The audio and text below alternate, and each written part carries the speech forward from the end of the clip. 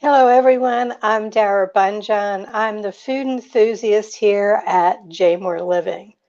I'm a food writer, food stylist, PR maven, and a very frustrated baker. Those of you joining us on the live show, please feel free to drop your questions into the comment box, and I will check from time to time. So feel free. We'd love to hear from you.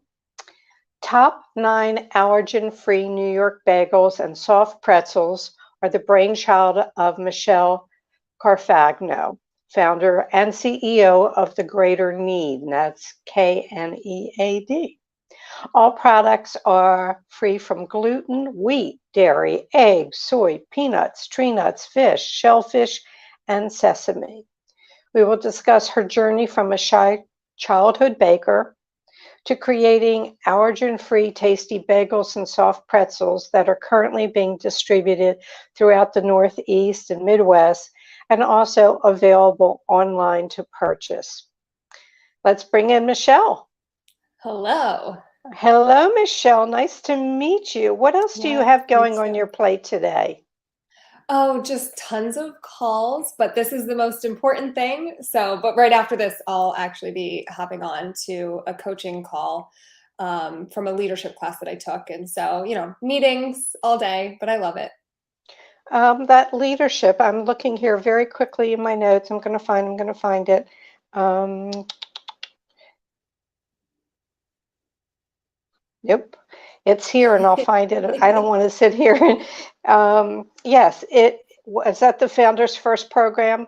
Yes, it is. Oh, wow, you know so much. Yes, it is the Founders First. I just finished a Zebra, it's called their Zebra Leadership Program. And as a like extra, I got two coaching calls to kind of like go over the implementation of all the things I learned. So right after this is like my last coaching call from that session.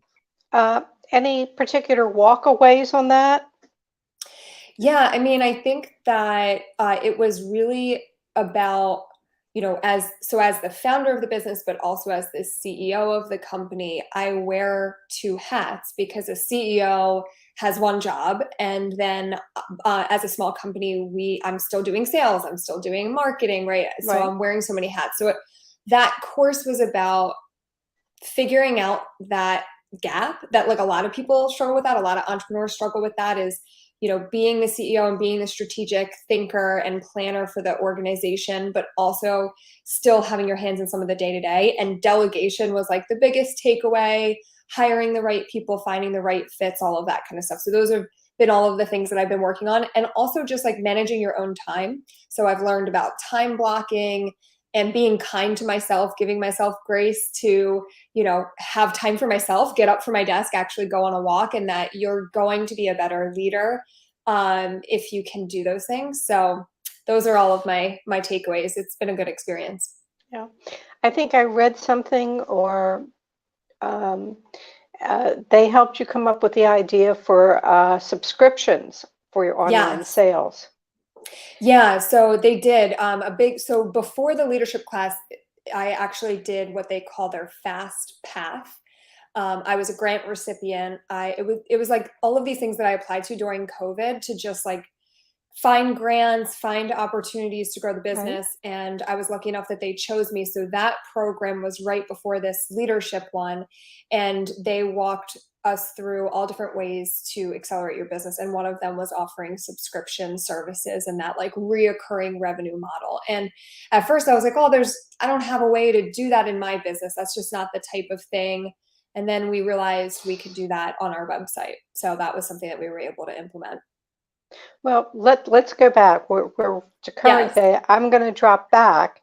From childhood, you were a baker. You're Yes. shy. You like to bake, and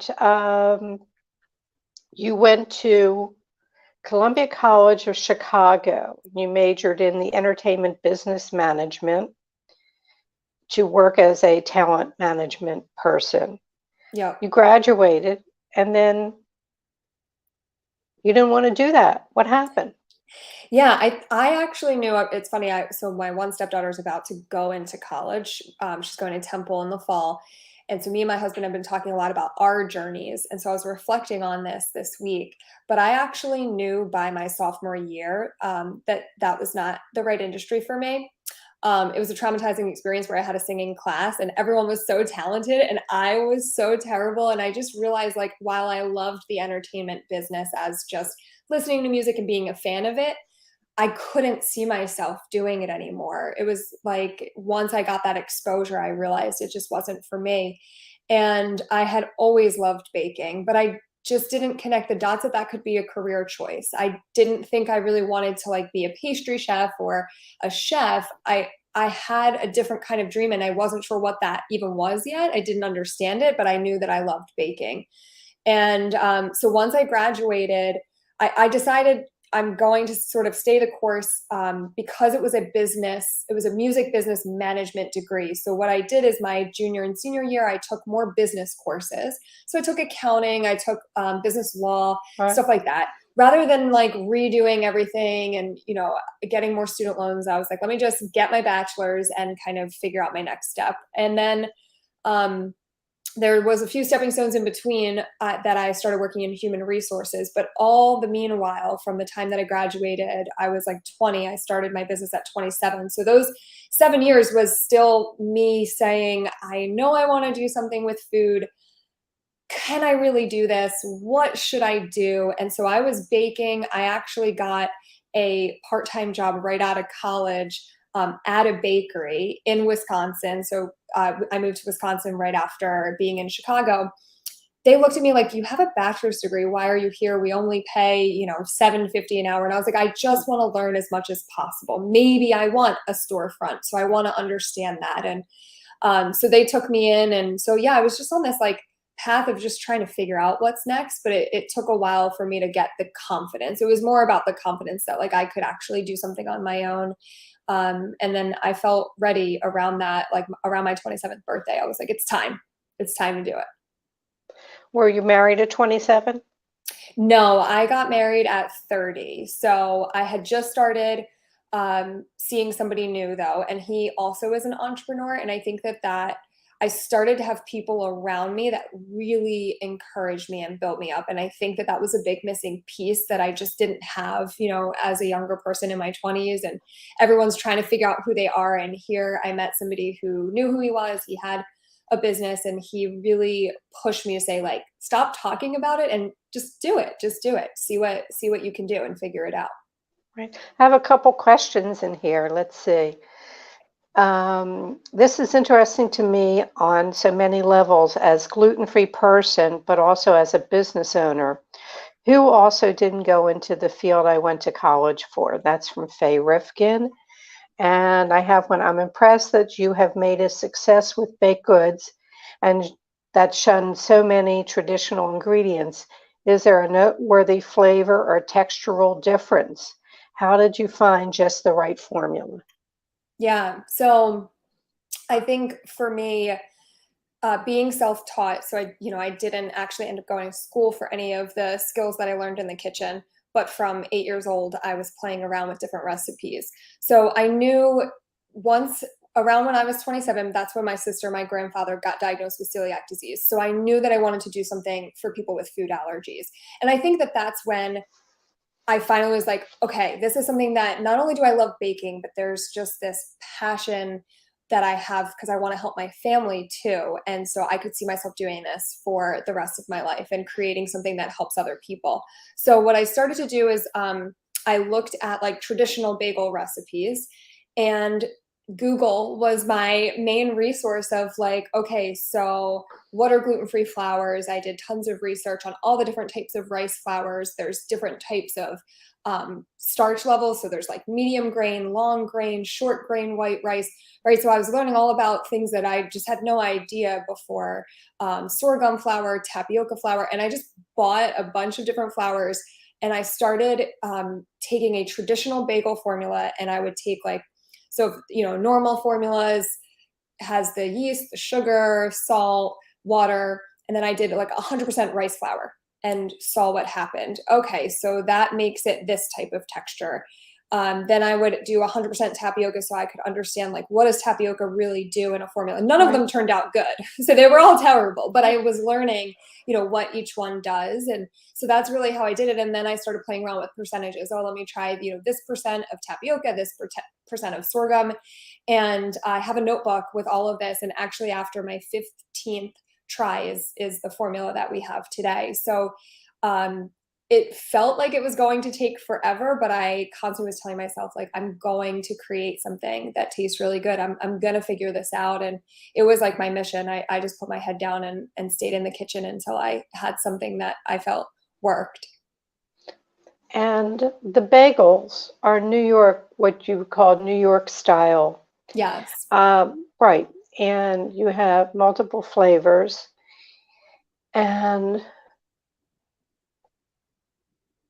the flour that you use in the bagels, is that the flour? Because you do sell a It is. flour. Yes, that's our flour blend. So we have a mixture of 5 different flours. Wait, let me count. So it's rice, sweet white rice, tapioca, sort of 4 flours, and then we use like a gum, a xanthan gum, which is very common and gluten-free. So yes, that is our blend that we sell, because what I found is that it's really great for like pizza crust, buns, breads, all different types of baked goods. And knowing that we can't make everything, one day maybe, but we knew starting out that that was not something that we could do everything, that I really wanted to just like focus on the things that we could do really, really well. So then we really focused on bagels, in which we have 12 bagel flavors that we sell on our website. And then there's 4 of like our top flavors that are in retail stores across the country. So select retail stores, but we're continuing to grow those. Northeast, what stores are carrying this? Yeah, so in the Northeast, we have Wegmans. They're one of our favorite partners. They're an amazing store for people looking for allergen-free food. Select Whole Foods, depending on your area. Kings and Balducci's, select ShopRites, although we are expanding into more. And then we just started launching with Meijer and some other chains out across the country. And then we do ship on our website. And on our website, there is a store locator too. So there's a lot of other smaller independent like co-ops and places like that sell our products. So there is a store locator. You could put in your zip code and find a store that's close. I think I saw Moms as well. Yes, Moms is another one. Yep. Right, right. So we came out, it's been what, 10 years since the bagel started? Yes, 10 years. And we have multiple flavors. And as I talked to you earlier, just before we went on, I did have a friend who posted on Facebook when I announced the show that she loved the French toast bagels, and she's got so many allergies that this is heaven for her. And relating that again, not only is it perfect for celiac, that there are 9 allergen-free, the top allergens in the country, that this product is fine for you should you have any of those or multiple parts of that. And I want to go back to the flour. If somebody's baking with it, I think I saw on the internet it's a 1-to-1 ratio. So how much regular flour that you would use, all-purpose flour, you would use that same amount with your flour. Yes, exactly. Yeah. So if you use our flour, you would just swap it out. So if it's a cup, you would put a cup of ours. Sometimes the only adjustments that you may make with gluten-free is adding more water, or oil, or some sort of whatever the sort of wet ingredients are. It just depends, on the recipe. So a lot of times, because those starches sort of like pull more moisture. Okay, and it's more adaptable to like muffins and cupcakes, a denser cake. Yes, exactly. You probably wouldn't use it for an angel food cake. I haven't tried, but no, I think it would potentially end up being too heavy. You may need something that's more like a lighter, sort of fluffier kind of starch, like a mostly tapioca starch or something like that.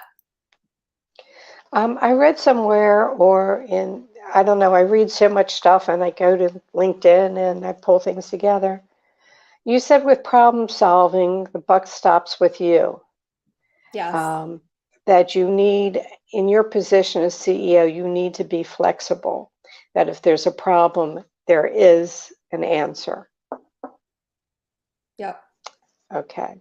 Yeah. I mean, I live by that. I think that people get so caught up in problems that they block themselves from finding a solution, or you try one thing and it didn't work. And so then you're like, oh, it's all over. And I think we have a choice when we choose to give up, that you don't have to choose that. You could just choose to continue to find a new solution. The basic bagel is set to roll. You have, what did you say, 12 different flavors? Yes, 12 flavors. Okay. Any other new flavors on the horizon? Well, not with the bagel, and that's just because we've been super focused on our newest product, which we launched last year, which is our soft pretzel nuggets. So it's bite-sized soft pretzels. So we've been focused on developing that instead of continuing to add more bagel flavors. Okay, but I would tend to think there's sort of some lap over as to some of the basic flavors in the bagels would be found in the pretzel nuggets. And Yes, just to tell people that also you have bagel chips we that do. are available. Bagel Yes, we have chips. our bagel chips. They're mostly online, although they are sold at Wegmans and a few select like smaller stores, but mostly on our website, or if you have a Wegmans near you is where you can find Yeah. the chips. I like your mission statement. It's simple and it's succinct and says eat confidently. So those Yes, people with the allergies eat confidently, know that it's safe. And celiac, if people, people who don't eat gluten and celiac are totally different things. And celiac get deathly ill should they take in flour. So your production, where you produce, your factory is not used for anything else but your production of correct. bagels. Yeah, we do our own manufacturing right outside of Philadelphia, and we did that by choice. We had the option of working with other manufacturing facilities. That's what a lot of brands do in the food industry. You find a large manufacturer that already has machines and a facility, and it definitely makes it a little bit easier to launch product. But I realized that it was important for us to maintain the integrity of being free of those top 9 allergens, and that there weren't a lot of facilities where we could safely do that. That's why a lot of times Right. you'll see on the bottom of a package may contain soy or made in the same facility with wheat. And I didn't want to do that. I felt like if I'm going to tell people to eat confidently, they need to know that there's nothing in our facility that's going to get them sick. And the best way to do that was to do it ourselves. So we built our plant, from the beginning. I mean, I slowly but surely scaled to the facility we're in today, but we've been there for 7 years, and we don't produce any other products other than our products that are free of the top 9, and we don't allow any ingredients in the facility that aren't free from the top 9. Years ago, when celiacs first start becoming apparent and known to the public, there was a woman here in Baltimore. She was a gynecologist and she switched careers and she was making pastries for celiacs, but she was in a facility that somebody used during the day for something else. So everything was zipped up in bags. And just when somebody works with flour, it remains in the air for at least 24 hours. So Yeah, she had to be so specific and so careful. So I think it suits your mantra of eat confidently to have a facility that is just used producing your products that is allergen free. And I know there are a number of people who this is important to because their hands are tied, they can't find the right product. So and there are a couple other things that people should know about the Greater Knead is it's non-GMO, it's vegan, it's plant-based, and it's kosher K or Cov K. Is that what they yes, call it? Cov K.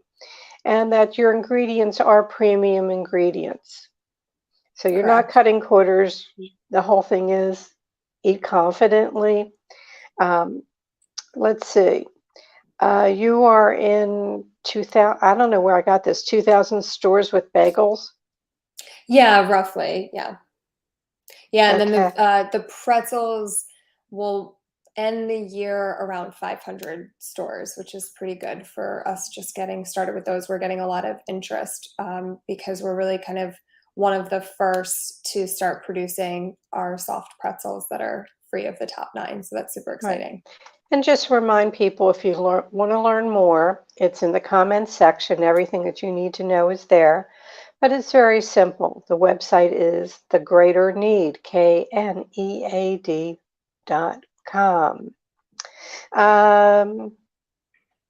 There is another mantra that you have: passion, persistence, and red lipstick. Do you want to explain that one to me? Yeah, sure. So I have a story that kind of goes with that. When I first started, as I kind of said, I really did struggle sort of with the confidence to actually be a business owner and take Right. that leap of faith. And there was my very first sales pitch. I was with my very first employee. We did everything. We baked the product, we delivered the product, and we were going into our first meeting with our first retail store. It was actually with a local shop right in Cherry Hill, New Jersey, and we were just like really nervous, and we were looking at each other, and we just had this idea. Red has always been a big part of our brand, about like being bold and being confident. And so we had this idea to just get some red lipstick. We both had never worn red lipstick, and we were like, let's put on red lipstick and just walk in there like we know what we're doing and we're confident. And there was just something about the experience of doing that. Like, that everybody's looking at you. They're looking at your lips. They're looking at what you have to say.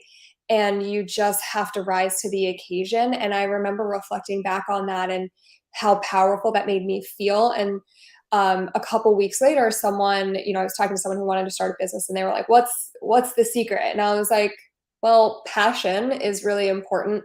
Persistence, because it's not easy and you're going to have to go through the challenges. And then I was like, and you know what? Red lipstick. And then it just sort of stuck. And I was like, yeah, that's my mantra. And anybody that I tell, and even if you're not someone who wears lipstick, it's a metaphor for finding what makes you confident, whether it's putting on a certain outfit, or just, a great pair of heels. Like, there's all sorts of ways, right, that you could just kind of like own the room and know that all eyes are on you, and you're just gonna figure it out and make it work. And so that was something that I really love, and it is my personal mantra, but we try to use it, in the business as well. And I try to empower my team to really find things that make them feel more confident. And I want to tell people, you can see the logo in the background. It's a bagel with a heart center. They actually have heart-shaped bagels. We do. If you want Yes. something a little bit different, and you want to send a special message to someone, so check it out, the Greater Knead, KNEAD.com. We are now at my final 4 questions. And the question to you right now is, if you wake up tomorrow morning with a new talent, what would it be? So lately, I've been really like wanting to know more languages. So I think that if I could just wake up tomorrow, it would be great to just speak like 4 more languages. I think that it's so important to be able to like communicate with other people, and so much gets lost in translation if you don't speak the language. And I love to travel, so I think that that would be amazing. And then I could just know it, and it would be awesome. I'd like to speak it fluently. Right. I remember the first trip to Italy. I was studying, and there was a restaurant, El Latini, that I wanted to go to, and called up and I went, reservationi or something to him. Yeah. And the guy he answered me back in something that I didn't understand him. So I had to ask the front desk, what was going on. It's to be able to speak it and understand it fluently Right. is a wonderful, wonderful talent to wish for. And I Yeah. wouldn't mind having that myself. Okay, now if you could go back and give your 18-year-old self a piece of advice, what would it be? Trust yourself. I think that that's important. Like, the answers are within you, and trusting that gut instinct and trusting yourself, even though you may think you don't have experience, or, oh, what do you know about this or that? You have like that gut instinct, it means something, and you should honor that and just trust that you're feeling a certain way about something for a reason, or you have a hunch for a reason, and you should just follow it, even though you can't validate that, like, oh, I know this because I have 10 years of experience. I think that some of the things that I thought very early on, if I would have just trusted myself, I would have saved myself a lot of, challenges. Okay. Okay. Third question. Epic culinary fail. Okay, well, I have a bunch of those considering, that like I'm doing R&D all the time. But one that I can remember vividly, because it was when I was like first starting out, and it was for a college class. Anytime there was a project, I tried to do something around baking. Like I had a public speaking class, you had to do a 5-minute presentation. I did how to make a 5-minute pie. I was always doing stuff around food. So I had one class, we were talking about Chinese history. So I wanted to make fortune cookies, and I was so excited, and they're not easy. And I printed out the little fortunes. I took all this time. And instead of using sugar, I used salt. So needless to say, they were terrible. And it was so unfortunate because they came out great, except for the fact that they were so salty. It was like disgusting. And then recently I was actually playing around with a couple formulas to make donuts. We were going back and forth between soft pretzels and donuts. And I created a recipe that was like probably the worst donut I've ever had. And I was like, well, my pretzel came out a lot better. Let me lean into that one and put the donut aside. It basically tasted like a sweet bagel. It was not good. It was terrible. Okay. Well, thank you for sharing. And we don't want to miss anything. So is there a question I didn't ask you that I should have? I guess I would just like to highlight, in terms of like our products and just what the top 9 are for anybody who maybe, I know sometimes like people aren't familiar with that terminology. So it's no wheat, dairy, eggs, soy, peanuts, tree nuts, fish or shellfish, or sesame. Sesame was a recent one. So like our everything bagel does not have sesame seeds on it, which is super common on an everything bagel. Right. And so, really like it's created obviously because of my family need for a gluten allergy, but I know that there are so many families that struggle with multiple allergies. And that's really what we're trying to achieve, is that those people can connect with their favorite foods again. So we really try to go after those foods that invoke that nostalgia, that memory that you used to have as a child. Maybe you grew up eating bagels, or soft pretzels. And so that's what we're looking to accomplish as we grow, is just to really recreate those food experiences that you miss the most. The food memories. Yes, absolutely. Michelle Carfagno, Yes. I want to thank you so much. Continued success. And next year at the Fancy Food Show, I will come by and we'll chat. Yes, absolutely. Okay. Thank you again. Continued success. Thank you. It was so nice to talk to you. Thank you.